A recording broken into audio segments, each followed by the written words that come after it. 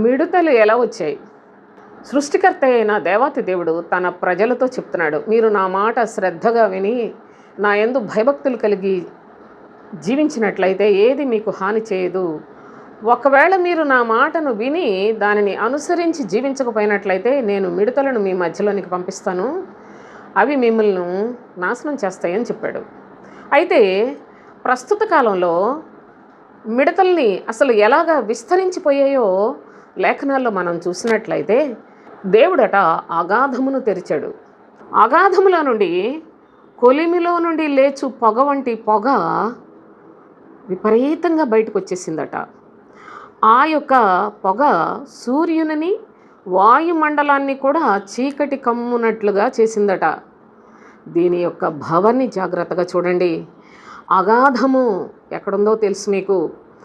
అగాధములో నుండి ఒక పొగలాంటి పొగ వస్తే ఆ పొగలో నుండి మిడతలు వచ్చాయట. ఆ పొగ సూర్యుణ్ణి, వాయుమండలాన్ని కూడా చీకటి కమ్మునట్లు చేసిందంటే అది ఎంత విస్తారమైన హానికరమైన పొగ అని మీరు గ్రహించుకోగలరో ఒకసారి ఆలోచించండి. ఈ పొగ అంటే ఏంటనుకుంటున్నారు? ఇది విస్తారమైన ప్రార్థనలు. ఈ ప్రార్థనలు చేయటానికి ఈ మిడతలు బయలుదేరిపోయినాయి.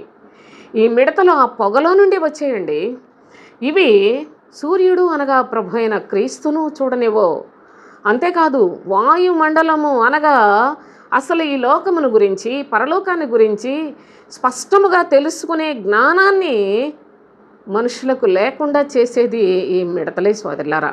ఇవి చాలా ప్రమాదకరమైనవి. ఇవి మనుషుల యొక్క ఆత్మలను తినివేసే మిడతలు. లోకంలో మిడతలైనట్లయితే పంటలు, పొలాలని చెడిపేస్తాయి, పాడు చేస్తాయి. కానీ ఈ మిడతలు ఇది చాలా భయంకరమైన కార్యాలు చేస్తాయి. కనుక ఈ మిడతలను అబద్ధ బోధకులకు ప్రభువు సాదృశ్యంగా చెప్పి, నా యొక్క వాక్యము ఆత్మ సంబంధమైంది, నన్ను ఆరాధించేవారు ఆత్మతో సత్యముతో ఆరాధించాలి, కానీ అందరూ శరీర సంబంధమైన మాటలే బోధించడానికి గల కారణం ఏంటంటే వీళ్ళు అబద్ధికులు. వీళ్ళ ప్రార్థనలు ఇవన్నీ కూడా మీకు హానికరమైనవి, మిమ్మల్ని మోసగించేవే, కానీ మీకేమాత్రము కూడా ఆశీర్వాదాన్ని కలుగు చేయవు.